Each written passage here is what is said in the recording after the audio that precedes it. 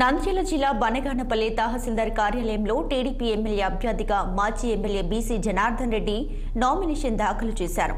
ఎలాంటి ఆర్భాటం లేకుండా కుటుంబ సభ్యులందరితో కలిసి వచ్చి జనార్దన్ రెడ్డి నామినేషన్ వేశారు. ఒక్క ఛాన్స్ అంటూ అధికారంలోకి వచ్చిన జగన్ విధ్వంసకర పాలన కొనసాగించారంటూ ఆరోపించారు. ఇక ప్రజల్లో వైసీపీ ప్రభుత్వం పట్ల తీవ్ర వ్యతిరేకత ఏర్పడిందన్నారు. రానున్న ఎన్నికల్లో కూటమి విజయం సాధిస్తుందన్నారు. బనగానపల్లెలో టీడీపీ జెండా ఎగురుతుందన్నారు. జనార్దన్ రెడ్డి నామినేషన్ సందర్భంగా పోలీసులు భారీ బందోబస్తు ఏర్పాటు చేశారు.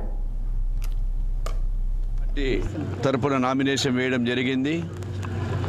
తెలుగుదేశం పార్టీ కార్యకర్తలు నియోజకవర్గ ప్రజల ఆశీర్వాదం ఉంటుందని చెప్పి కోరుకొని ఈరోజు ఒక సుముహూర్తంన నామినేషన్ వేశాము.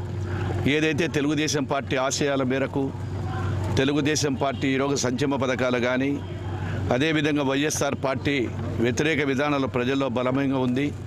5 సంవత్సరాలు అధికారం ఇచ్చిన తర్వాత కూడా వైఎస్ఆర్ ప్రభుత్వము అన్ని వర్గాల ప్రజలను మోసం చేయడం జరిగింది.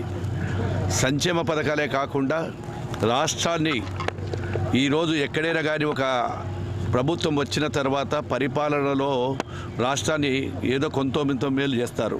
మరి ఈ వైఎస్ఆర్ ప్రభుత్వం వచ్చిన తర్వాత మొట్టమొదటనే విధ్వంసంతో మొదలుపెట్టి అదేవిధంగా కార్యకర్తల మీద దాడులు, కేసులు, అనేకమైనటువంటి అరాచకాలు చేయడం జరుగుతూ ఉంది.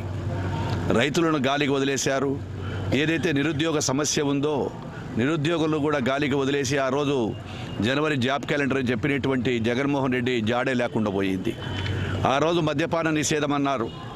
మద్యపానాన్ని కూడా ఆ రోజు నిషేధం చెప్పినటువంటి ఒక వ్యక్తి ఈరోజు మద్యపానానికి సంబంధించినటువంటి బాండ్లను కొదవకు పెట్టి నిషేధించేదాన్ని విడతల వారికి పోయి విడతల వారిగా లోన్లు తీసుకొని ప్రజల మీద ఈరోజు భారం మోపడం జరిగింది.